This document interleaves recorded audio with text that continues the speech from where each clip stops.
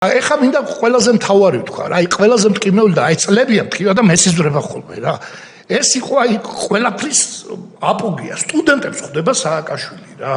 და ეხა კამერა საიდან მიღებს რა, რომ ვიცი რომ ეხა წამოგორებულია იქოსი პირში უგდებს და ან ხითხითებს ან და მიყურებს რა, ზუსტად ვიცი და მინდა მას მივმართო რა. ამ სტუდენტების შეხვედრაზე მან თქვა, წარმოუდგენელი რამე რა, ჩვენი გვეკიდა საბრძოლო დროშები. ეს იყო შავნაბადას დროშა, არწივის დროშა, გვეკიდა კონფედერატებისთვის წართმეული, დიდი მეთაურები, ჩეჩენი მეთაური არ მინდა ეხლა, იმათი ხელმოწერებით ბრძოლაში მოპოვებული დროშა და ეს დროშები გქონდა იქ, რომ ჩვენ სიამაყეა და ერის სიამაყე მარტო ჩვენი არა. ტროფეი. ის ქართველების ტროფეი დროშებიც და ჩვენი საბრძოლო დროშებიც. და სტუდენტებს ხვდება, მას ხო საოცარი იუმორი აქვს რა.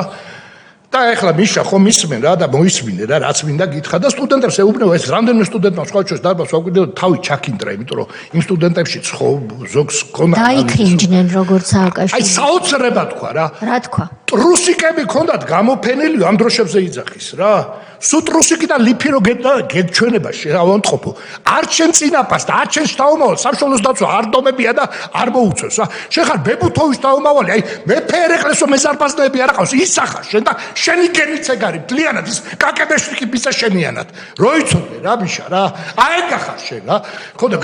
ეს მოგვაყენა ეს წარმოუდგენელი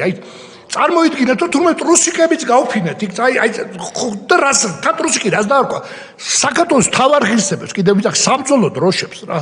კარგად იცო რა რასაც ამბობდა მაგრამ ხო უნდა გავენადგურებინეთ ახალგაზრდობის თვალში ხო ვეტერანი უნდა მოეკლა აბსოლუტურად გაენადგურებინა რომ ესენი ადამიანი ვეტერანს ვინჩივის ობ თქვი ჯარისკაცებს 2008 წლის მერე რა დღეში იყვნენ იმიტომ